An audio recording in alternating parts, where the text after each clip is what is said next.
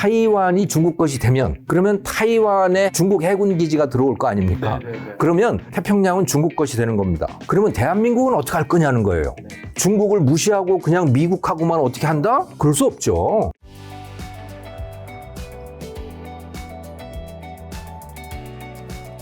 첫 번째로 지정학적 리스크부터 먼저 여쭤보려고 하는데요. 세계 곳곳에서 뭐 2022년부터였나요? 전쟁이 이제 곳곳에서 일어나고 있고 지정학적 리스크가 계속해서 부상하고 있잖아요. 그 이유는 뭔가요? 팍스 아메리카나라고 하는 체제가 붕괴되면서 나타나는 것 같아요. 팍스 아메리카요? 네, 팍스 아메리카나. 미국에 의한 평화. 그게 최소한 한 30년 동안은 이어져 왔었는데 소련이 붕괴가 되면서 그러니까 미국이 강력한 국가, 강력한 패권 국가 그리고 거기에 도전할 나라가 없는 상황에서는 전쟁이 일어나지 않는데 그게 무너져가고 있는 거죠. 강력한 2위가 등장을 한 거예요.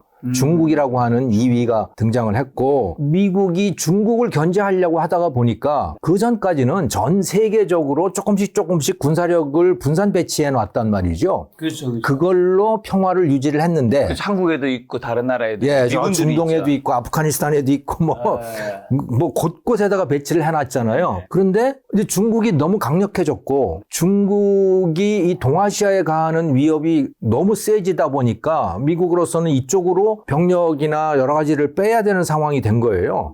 그런데 미국의 국력이 예전처럼 뭐 그렇게 강력한 상태도 아니니 기존에 있는 것들을 움직여야 되는 거고 거기에서 빠진 데들, 미군의 군사력이 빠진 데는 공백이 생기지 않습니까? 거기서 지금 문제들이 터지고 있는 거죠. 곳곳에서. 아프가니스탄에서 병력을 뺐더니 그 러시아가 보고 뺐네? 이제 여기 안 올 거 아니야? 그 우크라이나를 친 거예요. 그 근처에서. 또 그건 뭐 하마스가 이스라엘을 친 것도 비슷하고 지금 세계 곳곳이 그런 상태인 거죠. 그 아프리카도 지금 상당히 그런 상태가 되어 있는 것이고 그러니까 미국한테는 동아시아가 굉장히 중요한데 여기는 한국도 있고 일본도 있고 뭐 대만도 있고 뭐 이거는 반도체뿐만이 아니라 여러 가지 면에서 굉장히 중요한 지역인데 이 동아시아를 지키기가 매우 버거워진 겁니다. 중국 때문에. 중국이 워낙 세졌기 때문에.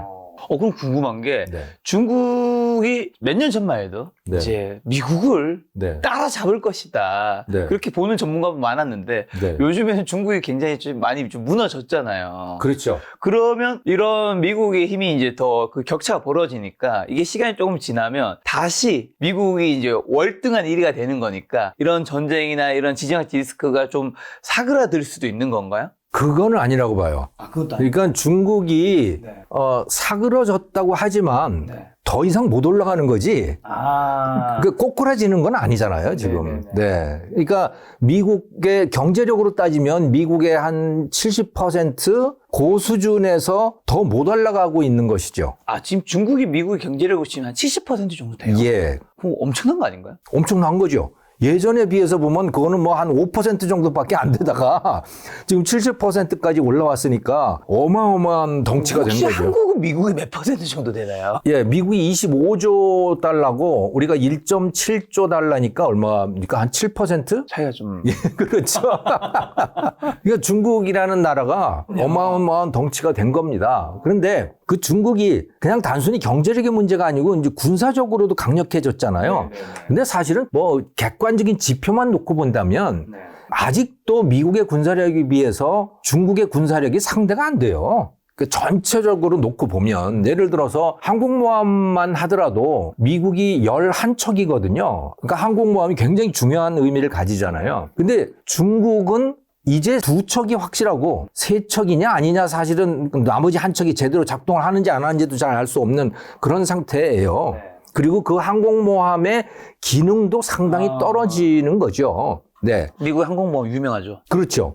그 항공모함을 가지고 전 세계를 다 이제 그 경찰 역할을 하고 있는 거 아닙니까? 그 항공모함 일개 전대가 뭐 한 나라의 국방력에 맞먹는다고 하는 그런 정도이니까. 그런데 그게 전 세계 입장에서는 중국이 미국의 상대가 안 돼요. 근데 동아시아만 딱 놓고 보면 그러면 얘기가 달라지는 거예요. 왜냐하면 이 동아시아, 대만이나 한국이나 이 필리핀이나 여기는 이거는 중국의 앞바다 하잖아요. 미국의 입장에서는 벌써 뭐 몇만 킬로를 달려와야 되는 데인 거거든요. 그러니까 만약에 전쟁을 벌린다고 하면 미국으로서는 굉장히 불리한 전쟁이 되는 겁니다. 그렇죠, 그렇죠. 네. 그래서 사실은 이 동아시아에서 중국이 강해지는 것에 미국이 쩔쩔매고 있다고 보셔도 돼요. 지금 동아시아에서 중국에 대한 얘기 해주셔서 네. 그러면 이제 방금 좀 대만 얘기해 주셨으니까 중국이 대만 침공할 가능성은 혹시나 어느 정도 있고 실제 대만을 만약에 나중에 점령하게 된다. 우리가 옛날에는 뭐 이런 게 없을 거라 생각했지만 뭐 러시아 우크라이나 전쟁도 일어나고 뭐 이스라엘도 뭐 일어나고 하니까 예. 이게 이제 많은 사람들이 절대 안 일어나지는 않을 수도 있다라는 생각을 하실 거란 말이죠. 저는 뭐 최소한 올해는 아닐 거라고 보는데 최소한 올해 말에 미국 대선이 끝난 다음에 뭔가를 해도 한다. 그렇게 저는 봐요. 왜냐 미국의 대통령이 결정이 돼야 되는 거거든요.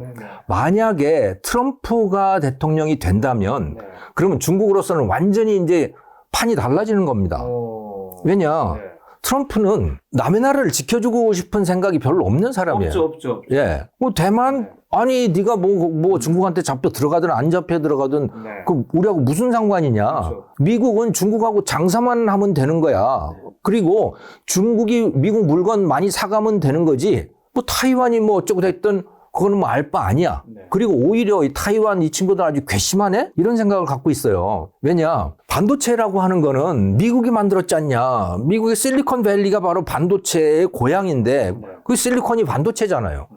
거기서 반도체가 나왔는데 야 어떻게 니네가 다 그 TSMC인가 뭐 그걸로 가지고 다 미국 기업들이 거기 가서 반도체를 만들고 앉았냐. 너희 때문에 그런 거 아니야. 그래서 이걸 어떻게든 걷어오고 싶은 거죠. 그렇죠. 트럼프 입장에서는. 네. 그래서 대만이 오히려 괘씸한 거예요. 그러면 자 만약에 정말 트럼프가 돼서 나 대만 어떻게든지 알 수 없어. 중국 니네들이 우리 물건만 사주면 돼. 뭐 이런 식으로 나간다면 그러면 이제 얘기가 상당히 달라지는 겁니다. 그러니까 대만 사람들은 현재로서는 최소한 그 여러 가지 여론조사나 이런 것들을 보면 대부분의 대만 사람들은 중국에 통일 당하고 싶은 생각이 전혀 없어요. 전혀 없겠죠. 예. 그러니까 중국의 인민들은 대부분 다 대만을 접수를 해서 점령을 해서 국토 통일을 완결하고 싶은 거죠. 하고 싶겠죠. 예. 그거는 공산당뿐만이 아니고 대부분의 중국 인민들의 생각인 거예요.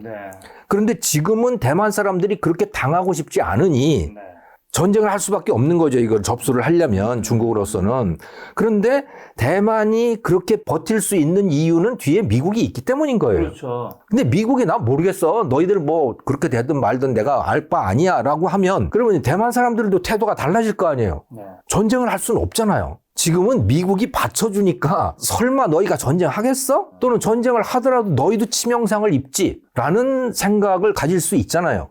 그런데 미국이 빠져버리면 그러면 대만 사람 입장에서는 그건 뭐 한국인이라도 마찬가지일 거예요.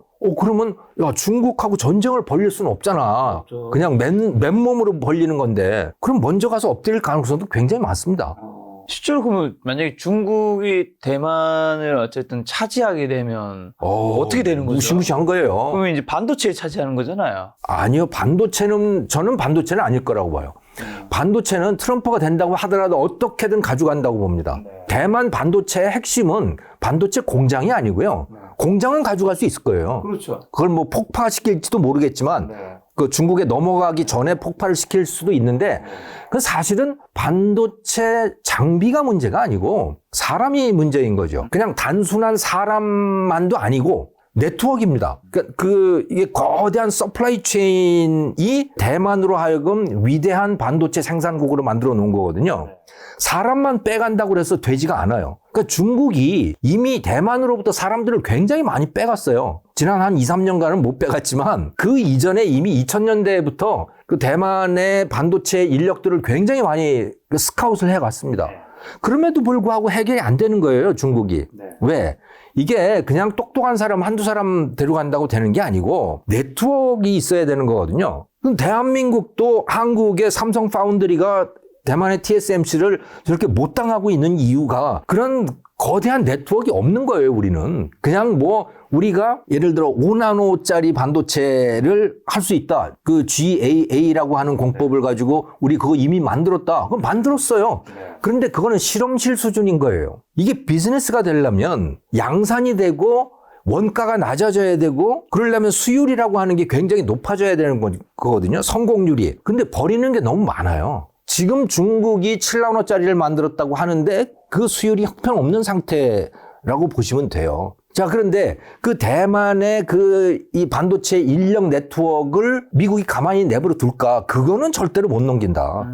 그리고 그 반도체 인력들도 중국으로 넘어가고 싶어 하지 않을 거예요. 다 어떻게든 다 데리고 나가겠죠. 그렇죠. 예, 그거는 미국이 안 데려가 나가더라도 일본이 데려가든가 뭐 누군가는 다 데려가려고 할 겁니다. 아니면 대한민국이 데려오든가. 그 사람들 데리고 오면 그건 대박이 나는 거예요. 그렇죠. 그러면 중국이 어쨌든 대만을 만약에 침공은 나중에 올해는 아니라고 하셨으니까 예. 나중에 하게 되면 우리나라는 어떤 전략을 취해야 되는 거죠? 그냥 가만히 있을 수 있는 입장은 아닌 거 아닌가요? 이게 제가 그래서 지금 반도체는 문제가 아니라는 말씀을 드리는 거고 그렇죠. 반도체를 가져갈 수는 없어요. 근데 대만 섬은 가져가잖아요. 대만 섬을 가져간다는 것은 무엇을 뜻하냐면 그 앞바다들? 예, 태평양을 뜻하는 겁니다. 그러니까 타이완 섬은 침몰되지 않는 항공모함입니다. 그러니까 중국 앞바다 지도를 놓고 보시면요. 약간 동북아시아의 전초기지가 될 수 있다라는 의미인 거죠. 그렇죠. 태평양의 전초기지, 태평양 진출기지가 되는 거죠, 거기가. 거기에다가 항모를 정박을 시킬 수 있는 거고, 그렇죠. 핵잠수함들을 거기다 정박시킬 수 있는 거고, 지금은 어떻게 돼 있냐면 중국 앞바다가 완전히 미국과 그 동맹국들에 의해서 완전히 포위가 돼 있어요.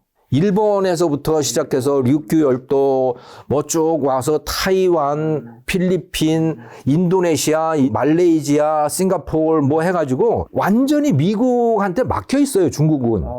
그러니까 사실은 정신 똑바로 차리고 보면 중국은 자존심이 안 상할 수가 없어요.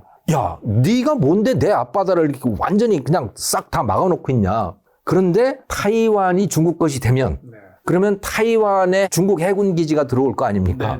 그러면 그대로 태평양은 중국 것이 되는 겁니다. 왜? 미국은 너무 멀잖아요. 지금은 중국의 핵잠수함이라든가 항공모함이라든가 이런 게 바다로 나가기가 굉장히 어려워요. 그리고 그게 미국의 정보망에 다 걸리게 돼 있어요. 그래서 어디에 뭐가 있는지 다 알게 돼 있단 말이죠. 그런데 대만의 전초기지가 들어서게 되면 얘기가 완전히 달라지는 거죠. 그렇게 되면 그게 단순히 군사적인 문제가 아니고 그러면 대한민국은 어떻게 할 거냐는 거예요. 여전히 대한민국이 미국의 동맹국으로 지낼 수가 있겠는가? 얘기가 완전히 달라지는 겁니다. 중국으로 압박이 더 두터워지겠죠. 그렇죠. 여기서 중국을 무시하고 그냥 미국하고만 어떻게 한다? 그럴 수 없죠. 살려면 그렇게 할 수 없는 거죠. 그러면 중국에 가까이 갈 수밖에 없죠. 그건 필리핀도 마찬가지고요. 다른 모든 나라들이 다 마찬가지인 거예요, 동아시아에. 그러니까 이건 완전히 판도가 달라지는 겁니다. 트럼프도 얘기해 주셨는데 올해 미국 대선에서 트럼프가 당선될 확률이 높다고 굉장히 많은 분들이 얘기하시더라고요. 트럼프가 후보가 돼서 선거를 하게 된다면 선거만 나올 수 있으면. 예. 근데 문제 못 나올 수 있다라는 게. 못 나올 수 있죠. 미국 연방 최고법원이 결정할 사항인데. 정말 저는 사실 너무 재밌는 일 생각하는 게 선거만 나오면 대통령이 될 수 있는데 그 선거를 못 나올 수도 있는 사람이 나중에 나오면 어쨌든 대통령이 될 수 있다. 근데 그게 그 사람 제목이 19개인가 뭐 굉장히 뭐가 많아요. 그런데 그 중에서 출마를 할 수 없는 죄목은 반란죄와 반란 선동죄입니다. 나머지 죄목들은 그거는 유죄 판결을 받더라도 그래서 감옥에 들어가 있어도 출마할 수 있어요. 그래서 심지어 옥중 대통령이 나올 수 있습니다. 그러면 백악관이 이제 옥중으로 옮기는 거죠. 정말 그런 일이 생기기 너무 재밌을 것 같은데 트럼프가 다시 어쨌든 예전에 대통령 한번 해서 다시 당선되면 전 세계랑 그러면 중국에는 좀 어떤 영향이 이제 닥칠까요? 중국은요 경제적으로 보면 이제 정말 골아픈 거죠. 왜냐하면 관세를 60%로 높이겠다고 그랬잖아요. 트럼프가 왔을 때 가장 눈에 띄는 것은 크게 저는 두 가지일 거라고 봅니다. 하나는 미국 내에서 트럼프 노선에 반대하는 공무원들 다 자른다. 이건 확 눈에 띌 거예요. 그렇죠. 지난번에 못했거든요, 그거. 그렇죠, 그렇죠. 이번에는 아주 칼을 갈고 있습니다. 그래서 한 5만 명 정도 자를 거라고 아주 공언을 하고 있는데, 그리고 다 자기 사람으로 교체를 하는 거죠. 네, 네. 그래서 이제 자기 마음대로 하는 세상이 된다. 자, 그 다음에 또 이 세계적으로 눈에 띌 현상은 관세예요. 네. 관세를 Universal Minimum Tariff라고 아예 얘기를 했어요. 그래서 10%를 부과를 하겠다는 거예요. 그러니까 미국에 수입되는 모든 물품에 대해서 10% 관세, 그리고 중국에 대해서는 60% 관세를 매기겠다고 했어요. 근데 그 10% 관세를 매긴다는 전제로 했을 때 그게 미국의 관세 수입으로 따지면 어느 정도가 되는 거냐? 지난번 트럼프 때도 중국 제품에 대해서, 일부 제품에 대해서 25% 관세를 매겼잖아요. 네. 그것 때문에 그 이전까지 미국의 관세 수입이 300억 달러이다가 이게 1000억 달러, 연간 1000억 달러로 늘었습니다. 네. 그런데 10% 보편 관세를 부과할 경우에 관세 수입이 얼마가 될 것이냐를 예측해 놓은 걸 보면 4천억 달러가 될 걸로 예측을 하고 있어요. 4천억 달러면 우리나라 돈으로 500조 원이죠. 500조 원. 우리나라 한 해 예산이 500조인데 그렇죠. 550 정도. 예, 그게 관세 수입으로 들어오는 겁니다. 그게 10% 관세를 매긴다는 전제하에 그렇게 돼 있는 거예요. 근데 중국에 대해서는 60%를 매기겠다고 한 거예요. 그것에 대한 계산은 아직 얼마 없습니다. 이거 미친 거죠. 근데 어쨌든 뭐 하겠다는 거예요. 그리고 거기에 대해서 트럼프의 지지층이 박수를 보내고 있는 겁니다. 그 트럼프의 지지층은 누구냐? 백인 고졸자들, 백인 블루칼라들인 거죠. 네, 그들이 박수를 보내고 있는 겁니다. 왜 또 백인 대졸자는 아니에요? 대졸자는 그러니까 조금 뭐 좀 생각한다는 사람들은 이거 좀 너무 그럼 과한데? 바이든 쪽이에요. 그쪽은 바이든 쪽이에요. 뭐 월스트리트에 무슨 뭐 투자자들 이런 사람들은 바이든 쪽이고요. 네. 네, 교수들 이런 사람들은 다 이제 그쪽 소위 진보 쪽인 거죠. 왜 이쪽 블루 칼라들, 그러니까 미국의 중서부 가운데에 있잖아요. 그 왜 위스콘신이, 일리노이니 뭐 농사 짓는 사람들 많은 그 동네, 그리고 공장 많은 데들, 거기에 백인들, 그 사람들은 트럼프 편인데 그들은 중국에 대해서 또 한국, 타이완 이런 데 대해서 굉장한 피해의식을 갖고 있어요. 너희들이 일자리 다 가져갔잖아. 너희들이 미국에다가 수출을 그렇게 해대는 바람에 우리가 다 실업자가 됐잖아. 이런 생각을 아주, 그러니까 일종의 뭐 원한 같은 걸 가지고 있다고 봐도 될 것 같아요. 그러니까 트럼프는 그런 정서를 대변을 하고 있는 것이고요. 예. 그래서 그들이 트럼프가 관세를 올리겠다고 하는 데에 대해서 이렇게 박수를 보내는 겁니다. 그러니까 중국에 대해서는 60% 관세를 매기겠다고 하니 중국의 입장에서는 이제 미국에 수출하기는 매우 어려워지는 거죠. 정말 어려워질 거예요. 지금까지도 좀 어렵긴 했지만 뭐 심각할 정도는 아니었는데 트럼프 2기가 시작이 되면 정말 어려워질 거다. 수출하기는. 그런데 좀 긴 관점에서 보면요. 그러면 중국이 꼭 나쁜 것만은 아니에요. 특히 정치, 군사적으로 보면. 왜냐하면 이미 우리 타이완 얘기를 했었잖아요. 그러니까요. 이거는 네. 또 약간 플러스일 것 같기도 하고요. 타이완, 나 알 바 없어. 우크라이나, 나 알 바 없어. 뭐 너희들이 뭐 그렇게 하든지 말든지 뭐. 나는 우리 미국을 지킬 거야. 그렇지. 이거잖아요. 우리가 잘 먹고 잘 살면 되는 거지. 중요하지. 뭐 다른 나라가 뭐 어떻게 됐든 내가 무슨 세계 상관이야. 경찰은 이제 우리 그만할래. 야, 그만할래. 그건 상관없어. 미국 국민이 그거에 대한 지침 현상이 좀 있다면서요. 그러니까 그게 중서부의 백인 저항력자들인 거죠. 내가 실업자 돼가면서까지 그럴 이유가 뭐가 있냐라고 하는 거고. 그런데 미국의 왜 정통 외교 관료들 이 사람들은 그건 아닌 거죠. 이 사람들은 여전히 미국의 역할이 필요하고 세계를 위해서도 그게 그렇죠. 필요하다고 생각을 하는데 트럼프는 그들을 딥스테이트라고 부르는 겁니다. 전 나쁜 놈들. 저놈들 때문에 내가 제 1기 때 제대로 일을 못했어. 그래서 이번엔 다 잘라버릴 거야. 이렇게 칼을 갈고 있는 거죠. 자, 그러면 이제 지정학적 리스크에서 이제 러시아 우크라이나가 전쟁의 사태가 일어난 게 이제 벌써 2022년이죠. 그렇죠. 2022년 2월 달에. 와, 벌써 2년 2개월이나 지났는데 네. 뭐 굉장히 그 당시만 해도 많은 전문가들이 이거 뭐 금방 끝난다 이런 얘기 굉장히 많았는데 일주일이면 끝난다고 했어요.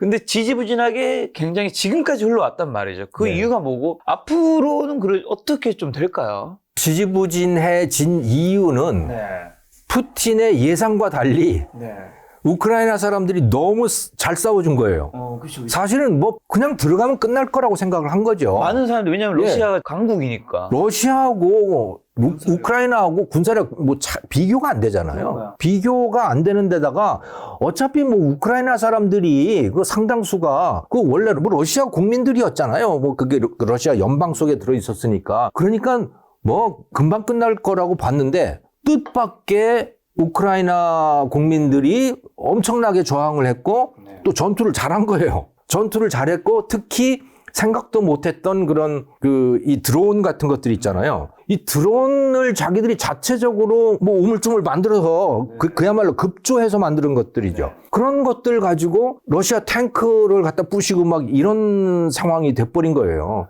가성비가 엄청 좋네. 예, 엄청 가성비가 좋은 전투를 벌이는데 성공을 한 거죠, 우크라이나 사람들이. 거기다가 플러스 이게 러시아 군대의 전투력을 막상 까고 보니까 형편없는 거예요, 이게. 푸틴도 몰랐던 거죠. 푸틴도 자기 군대가 그렇게 형편없으리라고는 몰랐던 건데 실제 보니까 뭐 조금만 어떻게 되면 다 도망가고 그냥 그런 상황이 돼버린 겁니다. 예. 그래서 푸틴의 예상하고는 전혀 다른 그런 상황이 벌어졌던 거고 그렇게 우크라이나 사람들이 잘 버텨주니까 이 유럽의 나토 국가들 또 미국도 여기 도와줘도 되겠다 해서 예, 본격적으로 지원이 이루어졌고 그러면서 여기까지 왔는데 지금은 이제 그 지원하는 유럽 국가들, 미국 국민들 뭐 다 이제 좀 그만하자. 제발 좀 그만하지 좀. 그렇죠. 이제 이런 생각들이 들어서 요즘 또 우크라이나에 대한 지원도 지지부진하고 그래서 우크라이나가 이제 지는 거 아니야? 푸틴이 이기는 거 아니야? 뭐 이런 전망들도 나오고 그렇게 되고 있습니다. 그런데 러시아도 사실은 굉장히 난감한 상황인 것이 푸틴이 안 그런 척 하지만 오죽하면 김정은한테 손을 내밀겠어요. 오죽하면. 뭘 손 내밀고 있나요? 무기요. 무기 좀 달라고? 예, 무기 달라고. 줬나요? 무기 엄청 줬어요. 그러니까 정확히 무엇이 갔는지는 알 수 없지만 최소한 북한에서 그러니까 이 러시아 국경을 넘어서 넘어간 컨테이너의 숫자가 1000개가 된다고 하니까 추측하기에 152mm 포탄, 우리 자주포라고 하는 거 있잖아요, 대포. 그걸로 100만 발은 갔을 거다라고 추산들을 하고 있는 겁니다. 그리고 북한산 미사일도 간 거 아닌가. 그 북한산 미사일의 파편이 전장에서 발견이 되고 하는 뭐 그런 정보들이 들어오고 있거든요. 그런데 오죽하면 푸틴이 김정은을 직접 만나서 뭐 잘해보자 그러고 뭐 그러겠어요. 얼마나 답답했으면. 그러면 지금 시점에 와서 러시아랑 우크라이나는 이 전쟁을 해서 각자가 얻은 게 있나요? 플러스인 건가요? 아니면 그냥 둘 다 어쨌든 마이너스인 건가요? 제가 생각할 때는 러시아는 마이너스예요. 우크라이나는 글쎄요. 이렇게 생각을 해보면 좋을 것 같아요. 6.25 전쟁을 해서 그게 대한민국의 마이너스였던가? 저는 플러스였다고 봅니다.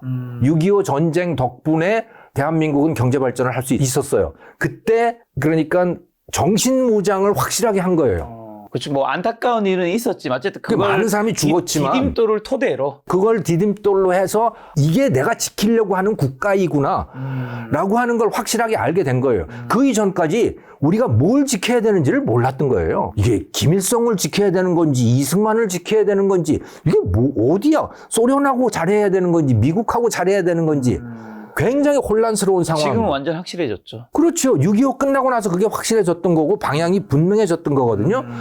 근데 그건 우크라이나도 똑같아요, 지금. 그러니까 우크라이나 사람들도 내가 러시아 사람인지 아니면 저 서유럽의 자유민주주의 국가 사람들인 건지 뭔지 굉장히 혼란스러운 상황인 거죠. 이제 러시아는 그냥 우리 주적이라 생각하겠죠. 지금은 적이 된 거죠. 네. 그러니까 한국하고 똑같아요. 지금 우크라이나가 6.25 전쟁을 겪는 한국하고 굉장히 비슷한 상황인 거죠. 근데 국가 간 또 전쟁의 주도권을 기업이 지면서 전쟁의 양상이 바뀌는 모습도 보인다고요? 기업이 전쟁의 주도권을 쥔다 그렇게까지 말은 하기는 어려운데 기업이 중요해진 건 분명한 사실이죠. 어떤 거? 예를 들어서 러시아가 우크라이나를 침략했을 때 미리 그 통신 선로들을 다 차단을 해버렸습니다. 그래서 우크라이나 사람들이 인터넷을 못 쓰도록 다 막아버린 거예요. 그게 유선도 그렇고 무선도 그렇고 다 막아버린 거죠. 네. 자, 그러니까 100%다 막지는 못했지만 아무튼 대부분을 다 차단을 했거든요. 그랬더니 이게 우크라이나 사람들로서는 정말 답답하잖아요. 그렇죠. 지금 예. 어떻게 되는지도 모르고. 예, 상황을 알리기도 어려운 거고. 그래서 젤렌스키가 제렌스키. 예, 자기의 트위터 계정, 지금은 X 계정이라고 그러잖아요. 네. 그 트위터 계정에다가 일론 머스크한테 메시지로, 그냥 공개 메시지로 우리 좀 도와줘라 하고 공개 메시지를 보냈어요. 네. 왜냐하면 일론 머스크한테 스타링크라고 하는 네. 이 위성 인터넷 기업이 있잖아요. 네네네. 네. 그 위성 인터넷에 우리 좀 연결시켜줘라 라고 요청을 한 거예요. 실제로. 네, 실제로 네. 그 트위터 메시지로. 그 뭐 따로 전화를 한 것도 아니에요. 전화도 안 되니까 전화 번호도 모르는 거고 그거는. 그렇게 공개적으로 요청을 했는데 일론 머스크가 알았어 하고 메시지를 보내고 그리고 바로 그 다음 날인가 뭐 아무튼 바로 연결을 시켜줬습니다. 근데 그 돈은 우크라이나가 낸 게 아니고 미 국방성이 냈지만 어쨌든 간에 그렇게 돼서 다시 우크라이나가 인터넷에 연결이 되고 그리고 우크라이나가 러시아를 공격할 때 드론들을 굉장히 많이 썼거든요. 그 드론은 다 인터넷으로 컨트롤할 수밖에 없잖아요. 그러니까 우크라이나가 전쟁을 하는데 일론 머스크가 굉장히 중요한 역할을 했던 건 사실이죠. 그런 면에서 본다면 이제는 기업이 뭐 한 국가를 좌지우지할 수 있는 그런 상황도 됐고요. 또 어떤 것을 보면 예를 들어 양자 컴퓨터 같은 거요. 양자 컴퓨터 하는 거를 뭐 그것도 기업이 하는 데들도 있고 그렇지만 만약에 양자 컴퓨터 기술을 어떤 기업이 개발을 해서 확보하는 데 성공을 한다면요. 그거는 거의 모든 나라의 군사적 운명을 좌우할 수 있습니다. 양자 컴퓨터를 가지고 인간이 갖고 있는 웬만한 암호 시스템은 다 해독을 할 수가 있거든요. 뚫고 들어갈 수가 있는 거예요. 우리가 뭐 무슨 패스워드 뭐 다 걸어놓고 뭐 그러잖아요. 네. 또는 메시지도 암호화해서 보내고 뭐 그러지 않습니까? 그걸 다 해독할 수 있죠. 그래서 미국도 그렇고 중국도 그렇고 양자 컴퓨팅에다가 그렇게 투자를 하고 있는 것인데 그걸 어떤 기업이 확보를 하게 된다면 그 기업은 뭐 여러 나라의 운명을 좌우할 수 있는 거죠. AI도 그렇고 뭐 여러 가지 그런 기술들이 이제는 있는 거죠. 그리고 그런 하드웨어, 소프트웨어들을 국가보다도 먼저 확보할 수 있는 기업들이 있으니까 그들이 그렇게 한다면 전쟁의 향방 또 나라의 운명까지도 좌우할 수가 있죠. 이제 기술 전쟁으로 좀 이어진다는 건데 이스라엘 하마스 사태는 이제 좀 어떻게 되고 있나요? 이스라엘 하마스 사태는 그야말로 뭐 진흙탕 속으로 빠져 들어가 있는 것인데 뭐 시작한 것까지는 말씀을 안 드리겠습니다만은 이게 이제 사람들이 이제 지겹잖아요. 전쟁이라면 좀 제발 좀 그만해라. 그러니까 이스라엘한테 압력을 가하고 있는 거예요. 그거는 아랍 사람들뿐만이 아니고 유럽 사람들, 미국 사람들도 나 이제 좀 그만 좀 하자. 이제 전쟁 좀 그만하자. 이런데 이스라엘은 특히 네타냐후 총리는 그걸 끝낼 생각이 별로 없어요. 그걸 끝내게 되면 자기의 정치 생명이 끝날 가능성이 매우 높습니다. 그리고 이스라엘도 말이죠. 이 내분이 굉장히 심해요. 그래서 이 전쟁이 나기 전에 하마스가 공격을 하기 이전에는 사실은 이스라엘은 대통령이 있고 수상이 있습니다. 근데 실권은 수상이 갖고 있어요. 대통령은 뭐 일종의 명예직 비슷한 뭐 그런 것인데 그 이스라엘 대통령이 야 이렇게 하면은 이거 이스라엘 내전이 일어나는 거야. 그러니까 좀 자제하자라고 할 정도로 이스라엘의 내분이 심각해요. 그 누구하고의 내분이냐? 그는 이스라엘의 세속주의자들이죠. 이스라엘의 벤처기업이 강하다는 건 누구나 다 알잖아요. 그러니까 스타트업 네이션이라고 하지 않습니까? 벤처기업의 나라. 그렇게 이스라엘의 기술 발전 또 이스라엘의 비즈니스, 이스라엘의 군대, 군사력 유지 이런 것을 담당하는 사람들은 세속주의자들입니다. 그 반대편에 있는 사람들은 누구냐면 원리주의자들이에요. 유대교 원리주의자들. 그래서 왜 모자 쓰고 다니고 시험 기르고 다니고 그런 사람들이 있잖아요. 이 사람들이 한 15% 정도가 되는데 이들은 팔레스타인이나 다른 이런 그 무슬림들하고 평화롭게 지낼 생각이 전혀 없어요. 그냥 박멸을 시키고 싶은 거예요. 멸종을 시키고 싶은 사람들이죠. 왜냐? 그들은 성경대로 하는 사람이에요. 그들의 경전대로. 그래서 24시간 기도하는 사람들이에요. 그들은 돈도 안 벌어요. 군대도 안 가요. 그냥 그게 자기들이 할 일이라고 생각하는 사람들이거든요. 근데 네타냐후 총리는 그들의 지지를 받고 있고 그들의 의견을 상당히 대변하는 거예요. 그래서 그들의 생각을, 원리주의자들의 생각을 버릴 수 없는 거고, 그러니까 전쟁을 멈출 수 없어요. 팔레스타인 하마스는 완전히 박멸을 시켜야 되는 대상인 거죠. 근데 되겠어요? 그게 박멸이 안 되지. 네. 왜냐하면 하마스라고 하는 전투 조직이 마치 우리 그 월남전 때 베트콩, 예, 그 인민해방전선이 일반 민간인들하고 막 섞여 있잖아요. 그러니까 누가 누군지를 알 수가 없는 거예요. 그래서 박멸을 못 해요. 그냥 계속 이것도 좀 계속 갈 수밖에 없는 거죠. 갈 수밖에 없는데 바이든의 입장에서는 야, 좀 제발 좀 그만해라. 그런데 말을 안 듣는 거죠. 말을 안 듣는 거죠. 거기다가 이제 예멘의 후티 반군까지 가세를 했어요.